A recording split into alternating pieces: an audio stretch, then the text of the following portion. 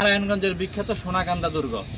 মুঘল আমলে এই অঞ্চলকে মগ এবং পর্তুগিজদের থেকে রক্ষার জন্য মোগল সুবাদার ইসলাম খান এরকম 3টা দুর্গ নির্মাণ করেন।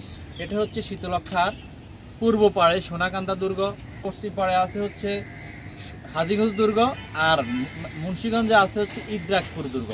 এই 3টা দুর্গ ত্রিভুজ আকৃতির, এগুলোকে বলা হয় জল দুর্গ। কারণ তখনকার সময় ব্যবসা বাণিজ্য, সৈন্য সবকিছুই পানি কেন্দ্রিক ছিল, আর এই জল পথে যাতে কেউ এসে আক্রমণ করতে না পারে এই কারণে পাহারাদার হিসেবে এই 3টা দুর্গ। আর মোগল আমলে তখন ক্ষমতায় ছিল মোগল সম্রাট জাহাঙ্গীর, আর জাহাঙ্গীরের অধীনে ছোট ছোট অঞ্চলগুলোকে বলা হতো সুবা, আর সুবা যারা চালাতো তাদেরকে বলা হতো সুবেদার। এই কারণেই বলা হয় সুবেদার ইসলাম খান। তিনিই প্রথম এই ঢাকাকে বাংলার রাজধানী করেন এবং তার সম্রাট জাহাঙ্গীরের নাম অনুসারে এই ঢাকার নামকরণ করেন জাহাঙ্গীরনগর।